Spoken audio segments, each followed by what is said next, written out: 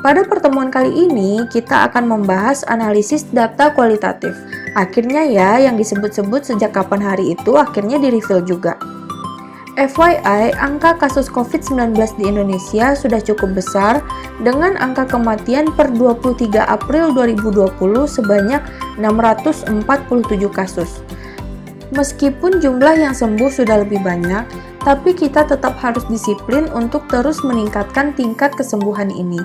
Makanya, ayo kita di rumah aja, biar tanggal 1 Juni kita bisa ketemu lagi di kampus kita tercinta.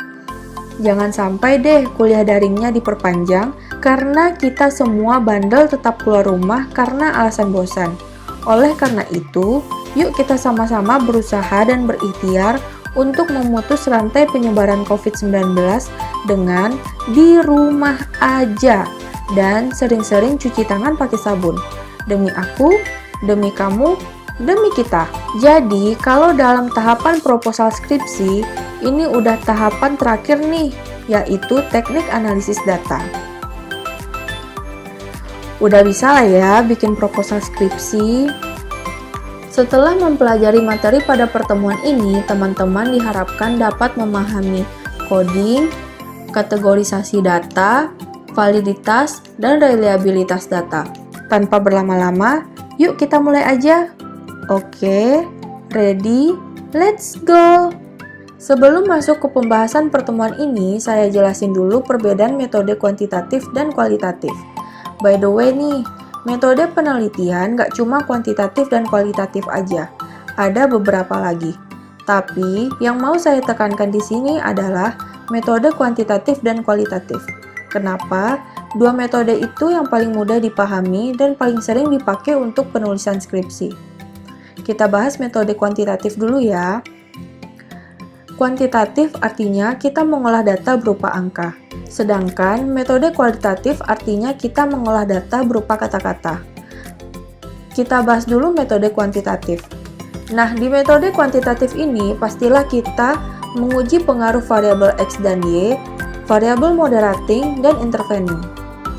Datanya bisa kita dapetin dari penyebaran kuesioner, laporan keuangan, data BPS, laporan kinerja, dan lain-lain. Terus diolahnya pakai software statistik. Sekarang kita bahas metode kualitatif. Di kualitatif ini, kita meneliti permasalahan yang ada di objek penelitian. Bukan berarti yang kuantitatif nggak meneliti objek penelitian ya, tapi yang kualitatif ini lebih greget gitu. Ibarat kalau lagi main air, kuantitatif ini basahnya sepinggang, sedangkan kualitatif itu kuyup sebadan badan. Karena kualitatif ini pasti ngasih impact atau solusi ke objek penelitian secara real dan nggak bisa digeneralisir ke objek penelitian lain. Datanya pasti kita dapetin dari wawancara. Nanti pengolahan datanya kita pakai transkrip wawancara. Kuantitatif dan kualitatif ini kalau digabungin jadi mixed method. Mixed method ini gabungan dari kuanti dan kuali. Kita harus pakai analisis statistik sama transkrip wawancara. Kerjanya 2 kali, tapi hasil penelitiannya lebih jos. Sebenarnya sangat mudah untuk menilai apa metode yang dipakai si peneliti dalam penelitiannya. Kalau penelitian kuantitatif, ciri khasnya nih. Yang pertama, analisis pengaruh X1, X2 terhadap Y. Contohnya, analisis pengaruh tingkat pemahaman pajak terhadap kepatuhan wajib pajak. Nah, ini kuanti. Kan dia nyebutin variabelnya tuh. Pokoknya, kelihatanlah apa aja variabelnya dari judulnya. Yang kedua, analisis faktor-faktor yang mempengaruhi Y. Contohnya, analisis faktor-faktor yang mempengaruhi kepatuhan wajib pajak. Loh, bedanya apa sama yang pertama, Bu? Beda. Yang pertama, kita tentuin sendiri variabel independennya. Kalau yang ini, variabel independennya baru bisa kita dapetin kalau udah diuji. Yang ketiga, analisis perbedaan X terhadap Y. Contohnya, analisis peralihan PP 46/2013 menjadi PP 23/2018 terhadap penerimaan PPh final.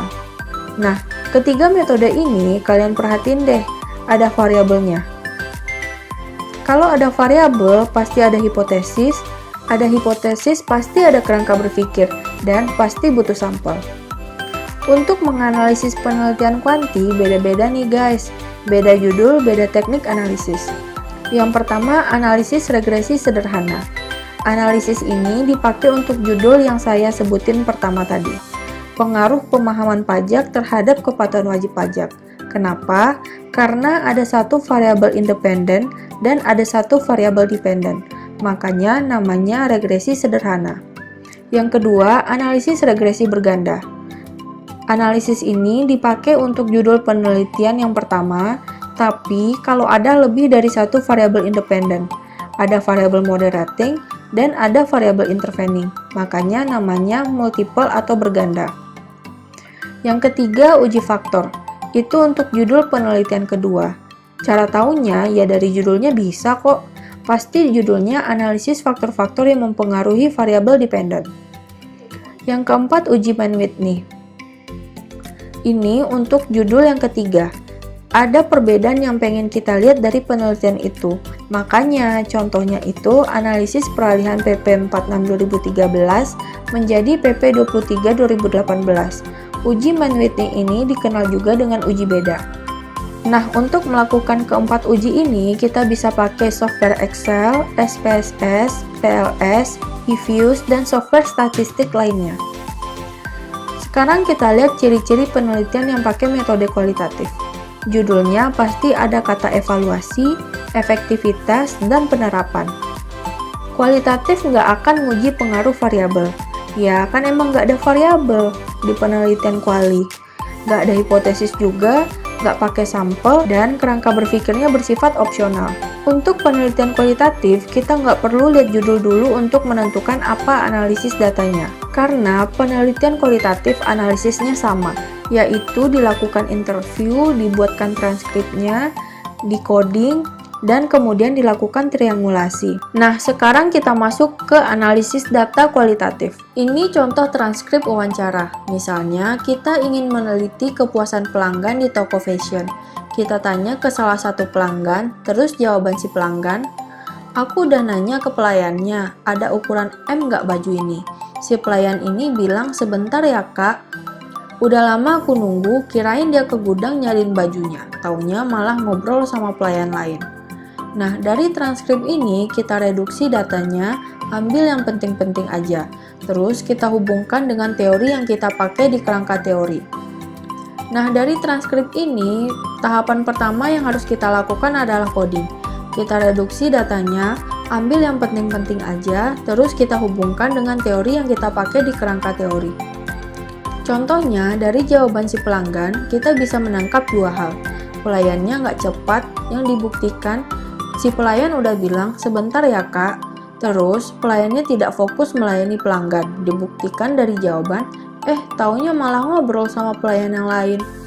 Contohnya untuk pelayanan tidak cepat, kita kasih kode Delivery Promises atau DP, dan untuk pelayanan tidak fokus, kita kasih kode Personal Attention atau PA. Setelah kita coding, kita atur lagi agar bisa menjawab teka-teki pertanyaan penelitian kita. Jadi, dari jawaban si pelanggan, kita kayak lagi nyusun puzzle sampai akhirnya jawaban untuk pertanyaan penelitian kita terjawab. Misalnya, setelah kita transkrip semua wawancaranya, kita coding menjadi 5 kode seperti di layar. Delivery Promises, Personal Attention, harga mahal, diskriminasi, informasi nggak lengkap, dan lain-lain. Nah, kita periksalah berapa kali jawaban itu keluar dari pelanggan yang berbeda. Kemudian kita persentasekan per kategori seperti di tabel. Kalau sudah, kita sajikan data itu dalam bentuk chart, matriks, grafik, diagram, atau screening kode yang paling sering disebut oleh responden. Kalau sudah, kita tarik kesimpulan.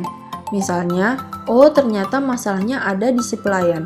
Pelayannya nggak cepat tanggap, ditanyain nggak ngasih informasi yang lengkap, jutek, dan lain-lain.